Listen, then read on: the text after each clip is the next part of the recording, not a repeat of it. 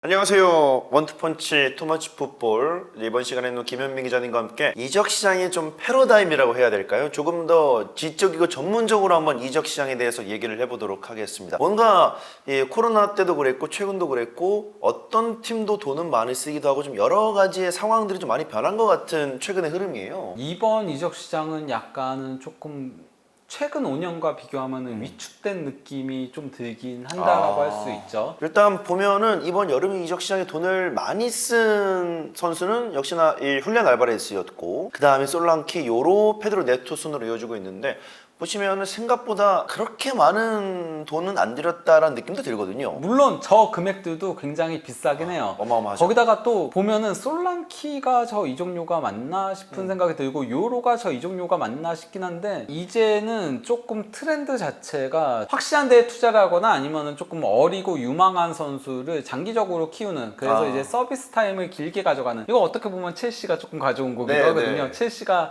정말 어린 선수들만 긁어 모았잖아요. 그렇죠. 그런 흐름이 조금 오고 있다라고 할 수 있는데, 거기에는 또 이제 이유들이 있긴 한 거거든요. 이번 여름 이적 시장에 가장 돈을 많이 소비하면서 넘어간 선수들 베스트 11입니다. 솔랑키와 알바레스 투톱에 이제 네투와 디아비 좌우윙, 또 디아비 같은 경우는 사우디로 간 거고요. 올모 공미에 이제 오나나와 주앙 네베스 수비형 미드필더, 그리고 또 이제 칼라피오리, 요로, 킬만, 스리백에 이제 라야 골키퍼인 건데, 라야는 사실 이것도 지난 시 임대된 다음에 완전 영입된 거죠. 사실 이렇게 단편적으로 봤을 때는 그래도 결국에는 프리미어리그가 가장 현재까지 돈을 많이 쓰나 이렇게 보실 텐데, 이제는 과거와는 좀 다르다라는 게 뒤에서부터 나오기 시작합니다. 지난 시즌 이적 시장 탑10과 이번 시즌 이적 시장 탑10인 건데요. 6명이 이제 프리미어 리그에서 이제 영입을 하는 거였거든요. 예. 거기다가 이적료 단위 자체가 달라요.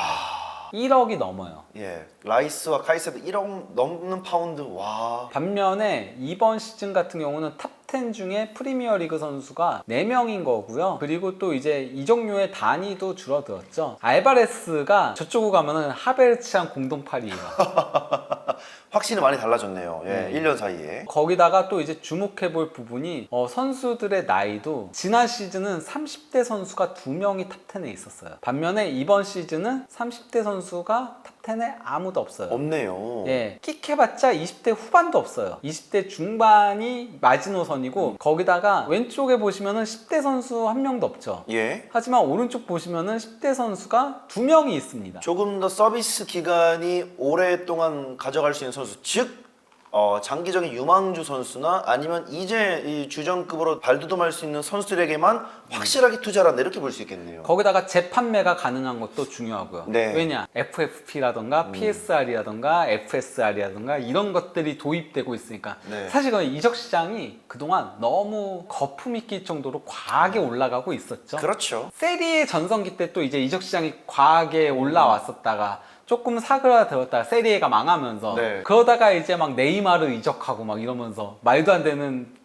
아무도 지를 수 없을 거라고 보였던 그 이적료가 질러지고 이러면서 또 이제 거품이 잔뜩 끼었다가 그러면서 그 거품의 흐름을 약간은 프리미어 리그가 주도해 가고 있었는데, 다양한 이제 그걸 견제하는 제도들이 생긴 거죠. 왜냐? 이것 때문에 지금 당장 망하게 된 구단들도 있고 하다 네. 보니까, 그게 그리고 코로나가 많은 것들을 바꿨다라고 할 수 있는 건데요. 예. 자, 그래서 이제 코로나 전과 코로나 후에 직접적인 이제 이적 시장의 비교예요. 2019-20 시즌이 코로나 전 시즌이거든요. 네. 2020년 이제 초에 코로나가 있었으니까요. 그 이적 시장까지만 하더라도 프리미어 리그랑 다른 5대 리그가 그렇게 쓰는 돈 차이가 별로 나지 않았어요. 지출도 뭐 크게 차이가 나지 않았고, 네. 무엇보다도 저게 밸런스, 저게 이제 넷스펜딩이라고 지출과 수입을 플러스 마이너스 해가지고 계산을 하는 건데, 그것도 그렇게까지 차이가 많이 나지는 않았었거든요. 예. 하지만 코로나가 터지면서 완전히 바뀝니다. 약 10배 정도 차이가 나요. 네.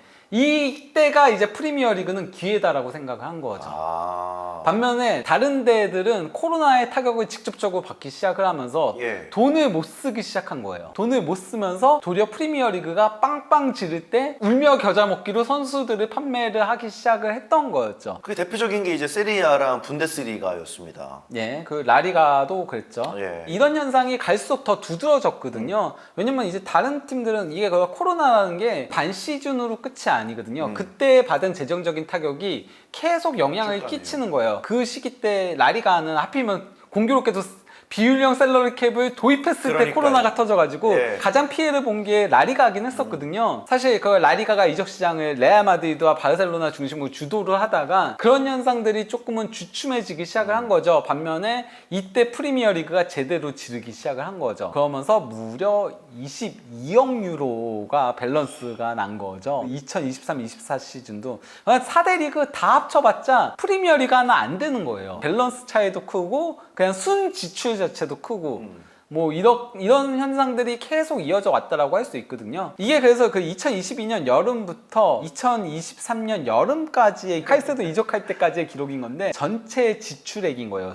그 넷스펜딩 하면은 세리에, 리그앙, 분데스리가, 라리가 다 플러스예요. 도리어 넷스펜딩에서 흑자를 봤거든요. 네. 왜냐면은 구단 재정을 어떻게든 버텨야 되니까. 아꼈으니까. 예, 그런 가운데 지출액만 한 건데 프리미어 리그가 51억 4천만을 쓴 거고요. 세리에가 15억 9천만, 라리가가 13억 5천만, 분데스리가가 11억 6천만, 첼시 혼자 9억 3천4백만. 라리가보다 더 쓴 첼시. 탑10 안에 프로 리그보다 지금 클럽이 3팀이 들어가 있거든요. 와, 근데 그 중에서 첼시는 독보적입니다. 네. 하지만은 이번 시즌은 이런 흐름이 조금 바뀌었습니다. 네. 그러니까 오른쪽이 넷스펜딩 순위인 거거든요. 근데 2022년이 확실히 가장 많이 쓴 걸 확인할 수 있고 2023년이 두 번째인 거를 확인할 수 있고 프리미어 리그만인 거예요. 네. 이번 시즌 프리미어 리그의 넷스펜딩은 7억 4,800만 유로입니다. 2023년과 비교해도 반토막이 더 난 거죠. 반면에 이제 세리에랑 리그앙이랑 분데스리가는 이제는 조금 돈을 쓰기 시작을 하고 있는 겁니다. 3, 4년 동안 정말 아끼고 아껴서 말씀해 주신 것처럼 이번 여름에는 조금씩 더 이 자금이 원활하게 유통되기 시작했던 시즌입니다. 넷스펜딩 같은 것도 지난 시즌까지는 챔피언십이 2위였거든요. 프리미어 리그가 1위고 와, 진짜 넷스펜딩으로 따지면은 엄청나네요. 예, 근데 이번에는 챔피언십 넷스펜딩 흑자를 그것도 상당히 크게 봤죠. 이것도 그러니까 그 뒤에 있는 것과 연결되는 내용인 건데요. 네.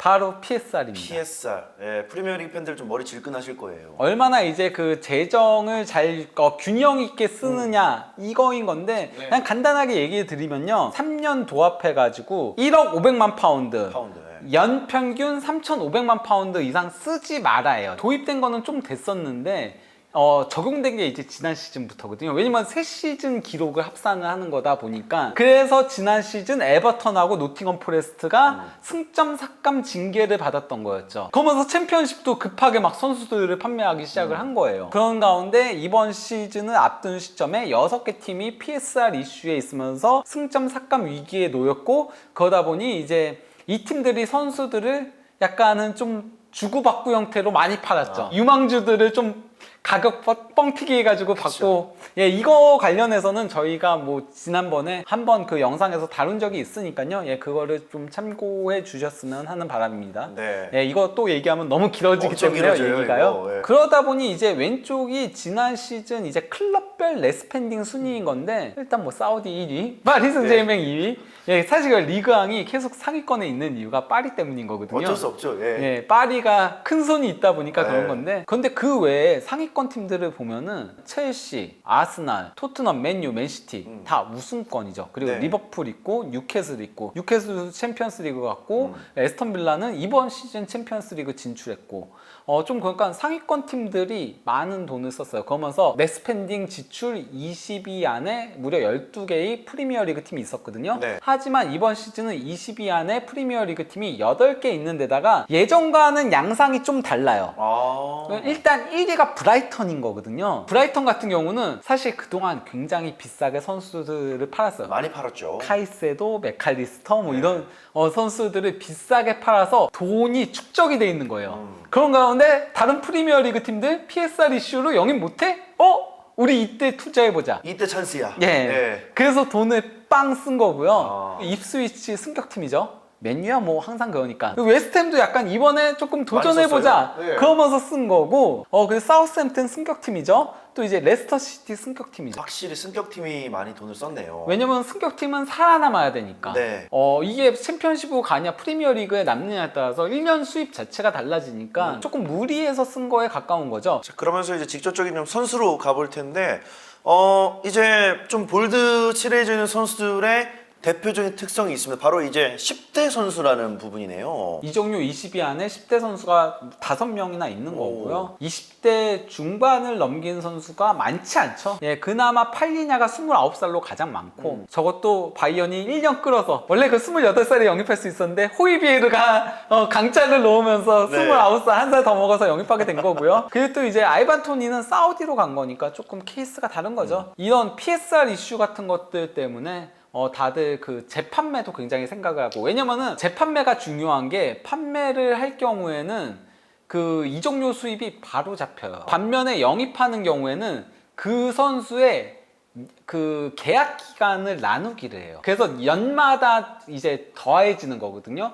연봉 플러스 이적료, 그만큼의 이적료가. 대신 그 선수가 또 이제 중도에 떠나면은 그러면은 일시불로 나머지 금액들이 처분이 돼요. 감가상각이 되는 네, 형태가 네, 네. 되는 거거든요. 예, 그러다 보니까 다들 이렇게 재판매가 될 수 있는 걸로 가는 거죠. 실제로 뭐 이제 대부분 보시면 20대 말씀해 주신 것처럼 20대 중반 선수는 뭐 3, 4년 계약하면 다시 뭐 다른 데 충분히 팔 수 있을 만한 나이가 되니까요. 그렇죠. 보스만에도 조금 영향을 끼쳤거든요. 아. 예, 보스만 원래 그가 지금 현재 보스만 대상자들인 건데 아직 그가 팀을 찾지 못한 선수들인데 몇몇이 제법 화려해요. 라비오 에르모스, 뭐 에르모스는 이제 로마 간다는 얘기가 있긴 하지만 예, 예. 훈메스 같은 경우는 지난 시즌 챔피언스리그 베스트 11이었죠. 네. 예, 그리고 뭐 벤예드도 좋은 선수고 데파이도 네덜란드 대표팀 주전 공격수고 마팁 부상 많지만은 그래도 실력은 충분한 선수인 거고 무니아인 같은 선수도 있고 빌바오의 레전드라고 할 수 있는 좋은 선수들이 아직 많이 남아 있어요. 그러니까 근데 이 선수들이 팀을 아직까지 찾지 못하는 거는 결국 그런 이슈들이 있는 거예요.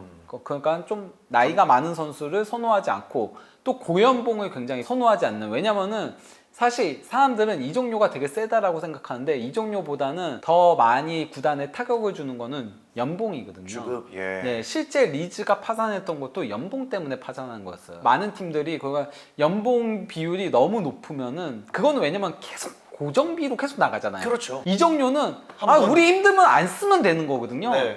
그리고 아까 얘기했다시피 그 선수의 계약 기간으로 나뉘는 것도 분할도 있고. 예, 네. 분할도 되는 건데 그게 그러다 보니까 결국은 조금은 나이 든 선수들을 선호하지 않는 그런 현상들이 발생을 하는 거라고 할 수 있겠죠. 그러다 보니 사실 데야도 1년을 쉬었어요. 맞아요. 1년을 쉬다가 이번에야 간신히 피오렌티나로 이적하게 된 거고요. 바로 슈체스니는 결국 원래 슈체스니도 유벤투스랑 계약을 해지를 한 거거든요. 원래 계약 만료가 아니었어요. 근데 이제 구단과 대학 끝에 자녀 연봉 받지 않기로 하고 계약 해지하면서 시장에 나온 거였고 도전을 하려고 했어요. 예. 근데 찾는 팀이 없는 거예요. 사실 34시면은 요즘 골키퍼 나이 은퇴하기는 좀 아까운 나이거든요. 그렇죠. 거기다가 지난 시즌까지 유벤투스 주전 골키퍼였거든요. 찾는 팀이 없으니까 8월 27일에 와서야 뒤늦게 은퇴를 선언한 거죠. 그러다 보니 이제 유벤투스에서도 특별한 성격의 소유자였다, 인격적인 선수였다 이렇게 네. 표현한 거죠. 그러니까 그냥 유벤투스 같은 팀들도 대표적인 거죠. 유벤투스가 좀 키에사 같은 선수들도 내치고 그러네요. 이게 고연봉 선수들을 내친 거거든요. 네. 그러면서 조금 젊고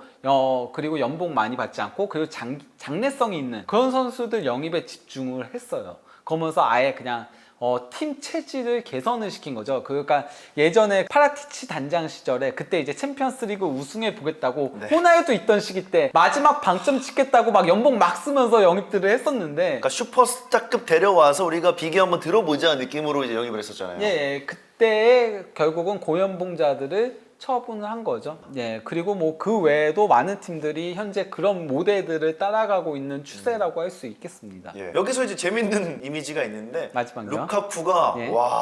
루카쿠가 이렇게 돈을 여기저기서 많이 벌었네요. 이적 시장 데드라인 앞둔 시점에서 네. 콘테 감독의 부름을 받고 나폴리로 갔는데 그러면서 이제 콘테 감독과는 인테르에 이어서 두 번째로 이제 함께 하게 된 거거든요. 예. 원래 그 첼시 시절에도 루카쿠 영입해 달라고 하고 막 이랬었는데 맞아요. 루카쿠는 많은 구단을 전전하게 되면서 물론 뭐 그 와중에는 에버턴에서 맨유로 이적할 때와 이제 인테르에서 첼시로 이적할 때 거액의 이적료도 있긴 했지만은 짜잘한 것까지 다 합쳐서 3억 6,900만 유로로 네이마르 4억 유로에 이어서 2위를 달리고 있습니다. 사실 근데 저 네이마르 4억 유로도 2억 2,200만 유로 파리 생제르맹 갔을 때 그 네. 바이아웃 조항이 상당히 크긴 했죠. 그렇죠. 루카쿠는 네이마르와 호날두 사이에 있는 선수입니다, 네. 여러분. 근데 뭐 루카쿠도 한 번 더 이적하면은 네이마르 넘어설 수도 있는 거죠. 콘테 따라간다면? 아, 그렇죠. 예. 콘테가 또 영혼의 단짝처럼 여기는 공격수다 보니까. 사실 그 중간중간 계속 말씀해 주셨지만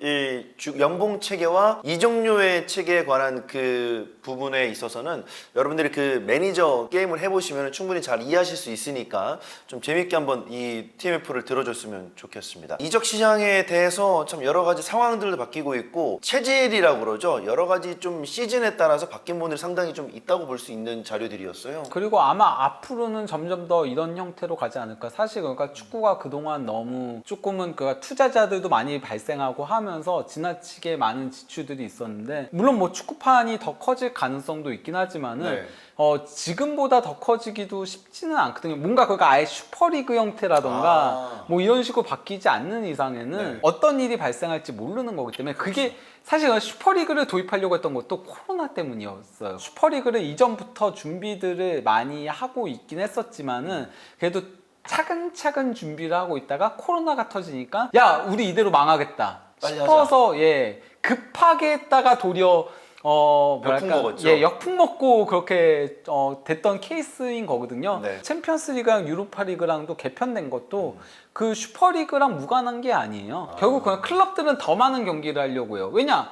지출이 많으니까 그 지출을 해결하려면은 경기 수를 늘리는 수밖에 없거든요. 매치데이 수익이라던가 아니면 중계 수익이라던가 이런 것들 늘리는 것밖에 없기 때문에 그런 식으로 가는 건데, 문제는 그렇게 되면 선수들은 죽어나는 구조가 되죠. 예, 부상자들도 많이 늘어나고. 결국은 어느 정도는 한계에 부딪힐 가능성이 있기 때문에 저는 그래서 사실 그 축구판은 그 미국 스포츠랑 다르게 셀러리 캡 도입이 사실 쉽진 않거든요. 기준이 다르잖아요. 그렇죠. 국가가 다르니까. 그렇죠. 미국은 한 국가니까 그냥 하나의 단위 체계에서 통제해버리면 되는 건데 그게 축구는 되지 않아서 그래서 어려운 거고, 그것도 어떤 의미에서는 슈퍼리그를 도입하려고 했던 이유 중에 하나라고 보이긴 하거든요. 네. 너무 이게 과열되면은 사실은 좀 파산하는 구단들도 발생할 수 있고 리그 자체의 존망이 위험할 수도 있기 때문에 그렇죠. 다시 코로나 같은 사태가 발생하지 않으란 법도 없고 네. 예, 그렇기 때문에 아마도 갈수록 조금 더 현명한 소비를 찾는 형태, 실제 그리고 그런 식으로 해서 성공한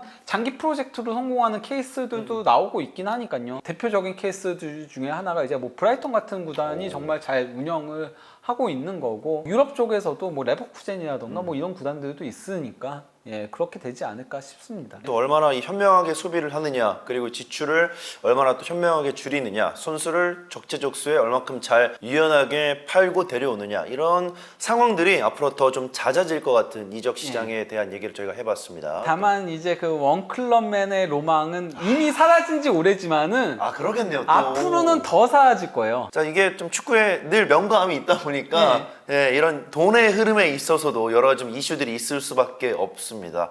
김현민 기자님과 함께 이번에는 또 이적 시장에 관한 얘기, 돈에 있어서 이 유통에 대한 얘기를 좀 재미있는 지표를 통해서 해봤습니다. 더 계속해서 고퀄리티 같은 자료와 함께 TMF 멋지게 한번 더 꾸려보도록 하겠습니다. 저희는 다음 시간에 다시 돌아오겠습니다. 감사합니다.